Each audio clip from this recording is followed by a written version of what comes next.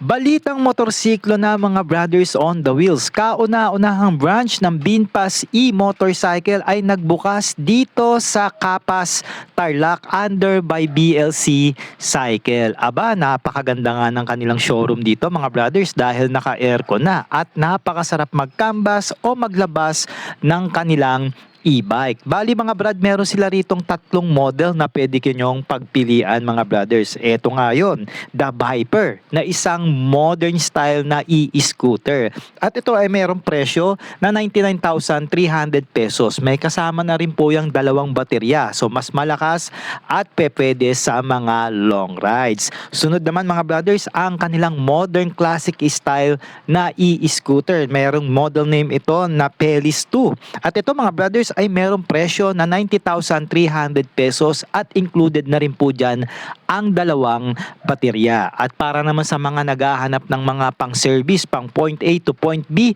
na pwedeng pamalengke, ito yung kanilang compact na e-scooter na merong model name na Evo. At ito ay merong SRP na 88,300 pesos. Kasama na rin po dyan ang dalawang baterya mga brothers. At syempre pa, pwede nyo po silang bisitahin dito sa kanilang branch. Dito po yan sa Catcat First, Capas, Tarlac dahil po meron sila rito mga test unit para po matest ride nyo ang mga e-scooter ng kanilang brand. Yan nga po ang Binpas e-motorcycle. So mga brothers, bisita na kayo at iniimbitahan po namin kayo. At syempre, kung gusto nyo naman itong kunin sa online mga brothers, ito ay available sa area ng Tarlac, Pampanga, and also Bulacan mga brothers. O pwede naman kayo mag-PM sa ating Facebook page. Yan po ang Sork Moto o ang ating cellphone number. Mag-call and text kayo kung nais nyo pong mag-apply sa motorsiklong ito kahit i-cash nyo pa yan. So once again, ako po si Sork Moto, ang nag-uulat at legit nyong ahente pagdating sa motorsiklo.